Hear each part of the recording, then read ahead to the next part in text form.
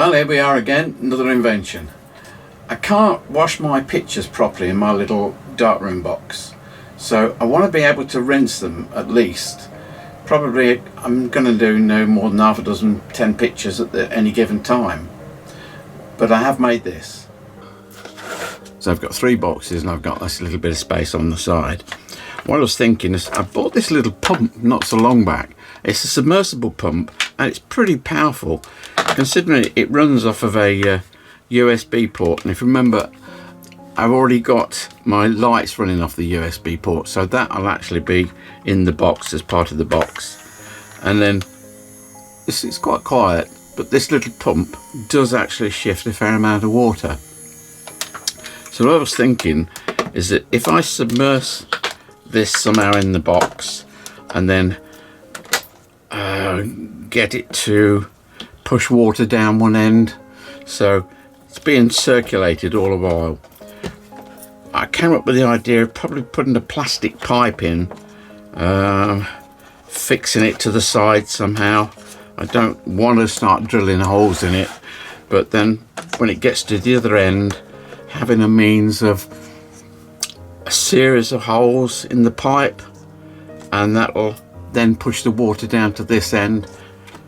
Remember, it's being sucked from this little pump over here, so I've got a good circulatory movement there, and that'll stop my pictures from just sitting in water and stagnating. It might wash them a little bit, but here goes. I've got some of this old brake pipe knocking about. It's 8mm, and what I thought, that would be ideal if I drilled a small holes along here. Then that will be ideal to give me my sprinkler effect at that far end. I thought what I'd do first is just to see if I've got enough power from this little motor to get round the other side using this little pipe and see if it does work. I don't know. You've already got to start off with a prototype of some sort. Okay, I'm just sticking it down. It's a bit crude with electrical tape at the moment, but it's only just to see, in theory, would it work. So we'll go and pop some water in a minute and see if it does actually.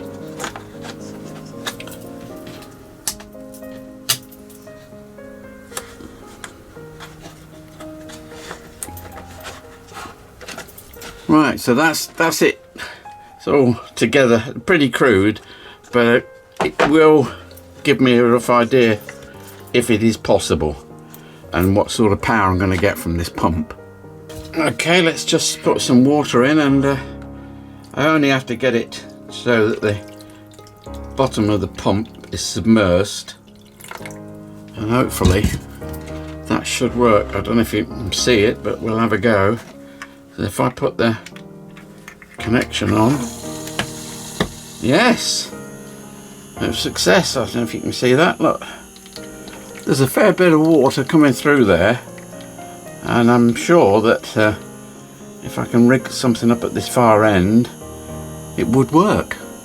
I've just nipped down to Screwfix, other places are available, and I've got a couple of connectors. I'm putting a stopper on one end, got a little elbow on this side, so water's going to flow down here, and then I'm going to drill a series of holes along this pipe and act as if I hope they're going to act like a sprinkler. I've just put 4 in at the moment. I've got them in about ½ inch across. Those 4 should do. If I think the pump is struggling, I don't want to burn it out. I can easily put another couple in either side, but we'll see how that goes for a start. I've got this assembled now, and I'm looking for a way of attaching it to the box somehow. I've tried 2 or 3 glues that I've got, epoxy resins and everything.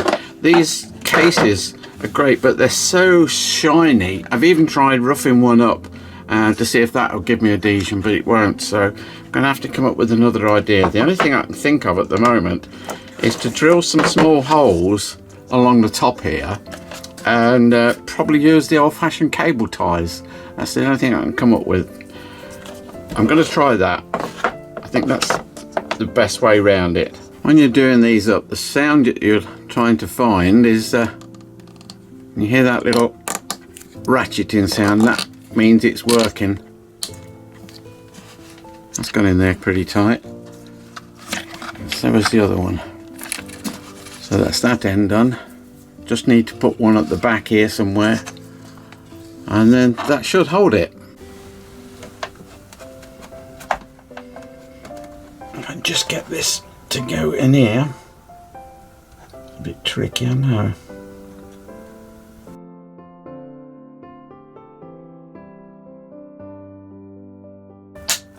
I'm just down to fixing the motor in there now. I did think of perhaps putting well, I can't glue it, I know that, because it won't adhere to this box. So the other thing, I thought of probably putting across a strap here somehow, copper pipe strap or something, but I've just had a look in my box of bits and I've got a corner bracket. So what I've done, I've gone in and put that in the vise, and I've bent that over and hoping that yeah, it looks like it might fit. So I've just got to put a sort of nut and bolt in here somehow, and that should do it. It doesn't leak and does hold the motor in there securely. Right, let's plug it in and watch the magic. There you go. I know it's not going to clean them perfectly, but I can't see me putting more than 10 pictures in there at any given time, and it'll be giving them a bit of a rinse until I can get them out of the darkroom box. The end of another film. Give us a tick if you liked it, and don't forget to subscribe. I always worry about you. What am I going to show them next? No, seriously, I think I'm going to do the next film on gadgets in photography. See you soon.